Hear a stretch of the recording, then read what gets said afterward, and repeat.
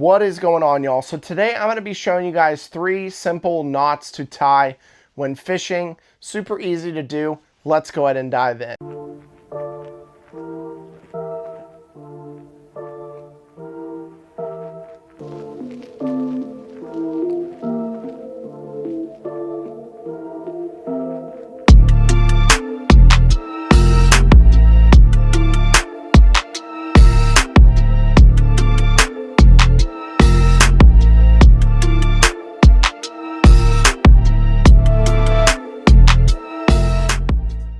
All right, y'all, so we are starting a new series. It's going to be the how-to fishing for beginners, different types of beginner and how-tos for bass fishing. And I just thought, why not start with tying some knots? So we're going to go in my 3 favorite line knots to tie.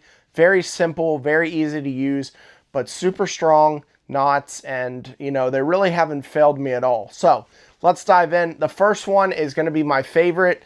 I use this almost every single knot I tie, is going to be the Palomar Knot. So with the Palomar Knot, you know, this is going to be our hook for today, and here is our line. So we got some paracord here, easy to see. Big hook for you guys. It's going to be really easy to do this. So what we're going to do is, say your hook is facing this way, so you got the J pointing this way. We're going to run our end of our line through, and then we're going to bring it right back through that eyelet. So you should have a loop on one side, you should have your main line and your tag on the other. You're going to go ahead and wrap the loop around the main line and the tag line. So now you should have a loop in the middle, a loop up here, your main line and the end of the line. You're going to run that loop through the main loop, the bottom, like so. So the line you crossed over, you're going to run that loop through the middle, and then you're going to pull that loop around your hook. So now you have, so let me show you guys that again. You got your loop end, your main line with the tag. You're going to run it through, like around like this, through the hole. And then when you have that down here, you're going to run it around your hook and then pull your hook through. And then you're just going to tighten down on this line. And you want to make sure you go ahead and like lube this line up, so that way it makes it easier to go ahead and pull this through. I mean, I'm using paracord, so kind of have to work it by hand a little bit for you guys to go ahead and show you guys how this knot works. But essentially it's going to be like that. That is what we got there. That is going to be your Palomar Knot. Super easy, super strong, holds up extremely well. My favorite knot to use. Honestly, if you guys are just looking for one knot, you've already looked into enough of the video. It works amazing. I really haven't had it fail on me. The line snapped before that knot has failed, so I really use that pretty much for every application. Then the next knot we're going to do, it's another really easy one, is a clinch knot. I think they call this like a simple clinch knot. So you're going to run it through like this, through your hook. You're going to bring those 2 lines together like so. So when you have those together, it's going to be like this.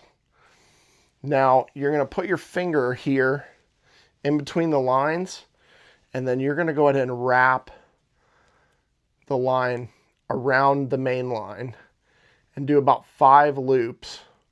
Sometimes you can do more if you want to, but for the sake of this, I'm just going to do 5. So you should have something like this. So you got your lines wrapped around it, with the tag.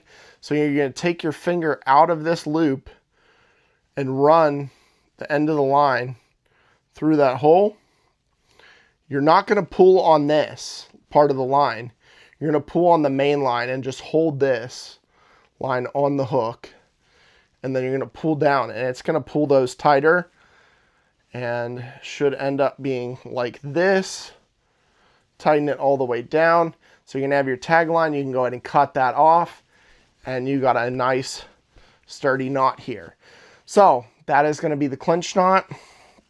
Now the last knot that I'm gonna show you is more specifically, in my opinion, I cater this to specifically punching and flipping. Now you can use the Palomar knot or this clinch knot for flipping, but I prefer, and I will show you the reason why I choose to do the Snell knot.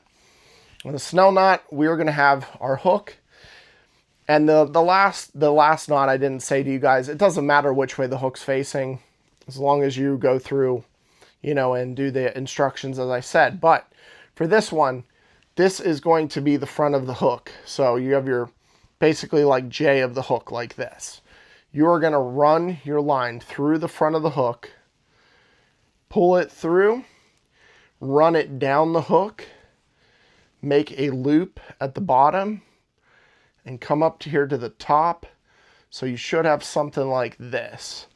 Try to show you both sides. So you got your tag end here, your main line coming through the top of it, down through here and making a loop. Now what you're going to do is you're going to hold your finger on the hook, and where the eye is, you're going to wrap the line around the hook and around the line. So you're going to run loops heading towards the eye of the hook, wrapping around the main line that was here and around the hook. So you should have something like this. So you have your end of your line, and then you have these loops here, and then you have your tag end. Now you're going to take that tag end and run it through the hole here in the bottom. And once again, you're going to pull on the main part of the line, not on the tag end. Pull this tight, and that's going to cause your line like that. So never pull on this end. You always pull on this end. Pull it tight on the main part of the line. And then once this is cinched down good, you can go ahead and cut this tag end. Now what I like to do on this when I'm flipping is I like to leave just a little bit of space here when I cut it. And then I end up liking to burn part of this. So that way, if for some reason it slips, it will lock itself. That end of the where I burned it, it'll lock itself in. Let me show you what it looks like on an actual flipping setup. So you have your flipping hook here, got my line, have my my Snell knot here. As you guys can see, there's your hook. See how the line is going through the front of the hook and then it is wrapping around. So you guys can see that there, just like that.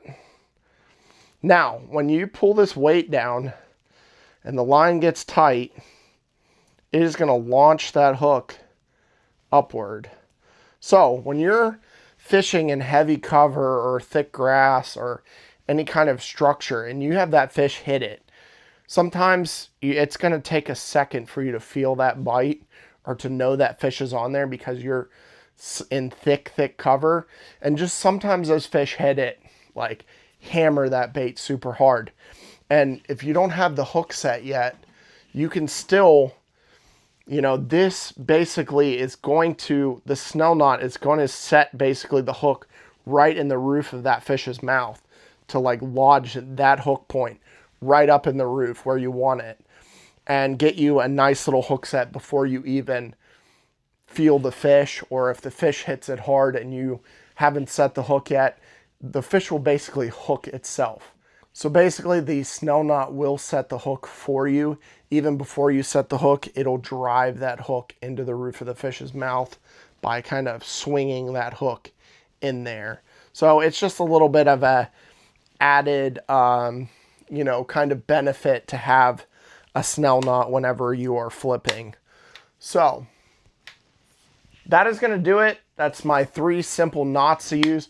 Hope you guys really enjoyed this video. Very simple, but I just wanted to give you guys some tips, learning new things, you know, just try to give some how-to knowledge for the beginner or intermediate fishermen, show something simple enough for somebody to learn, get out there and fish and not have any stress on the water, is awesome. If you guys like this content, please like and subscribe. It really helps me out.